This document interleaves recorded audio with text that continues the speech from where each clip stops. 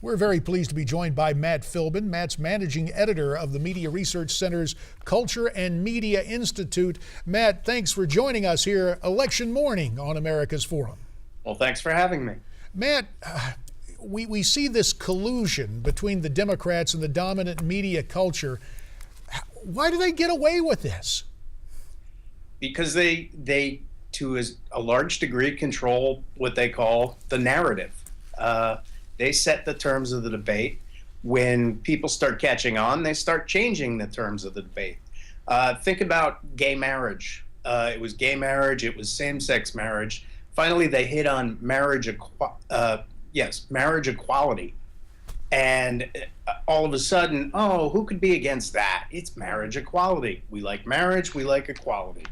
And they tell us the debate's then over. So it's a pure manipulation of the language to hide to make more palatable what they actually want. So Matt, not just more palatable, but you're saying the media is using language actually as a weapon. Could you give us some examples of this? Well, sure. If you look at, the war on women, so to speak, and women's health, that's the new issue that's the new term for contraception and abortion. They no longer use pro-choice, or they're phasing that out. They're now using women's health. Who could be against women's health? Right. It obfuscates what is actually at issue, which is a life of a child or paying for someone else's contraceptives. And it makes it very difficult to argue against. And conservatives have to keep going back to the well and say, this is what the real issue is. So in this war of words, with the collusion between the dominant media culture and the left, of all the media groups and organizations, who would you say right now is the worst offender? Well, MSNBC is, of course, it's the mouthpiece of the American left right now. There's no difference between the activists,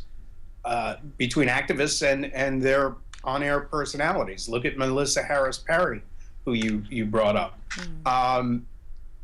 And I wouldn't be surprised that, when Wendy Davis is soundly trounced today, if she ends up there.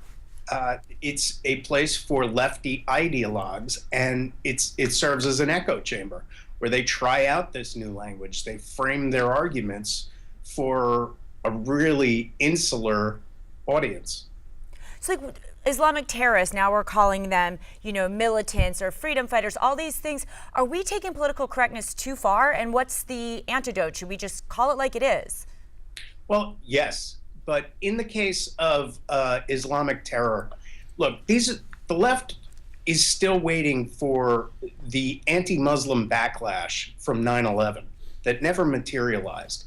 The left is convinced that Americans are deep down thuggish, xenophobes who will extract a price on innocent Muslims for any act of Islamic terror.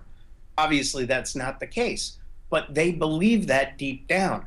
So what they try to do is keep the nature of the duck, as I call it, from being out there. So it becomes workplace violence. We don't hear about the names. We don't hear about the possible ties to Islamist groups. We don't Fair hear. enough. Matt, we're going to have to leave it there. Thanks for delving into what we might almost call Orwellian newspeak. Hour 2 of America's Forum follows this time out.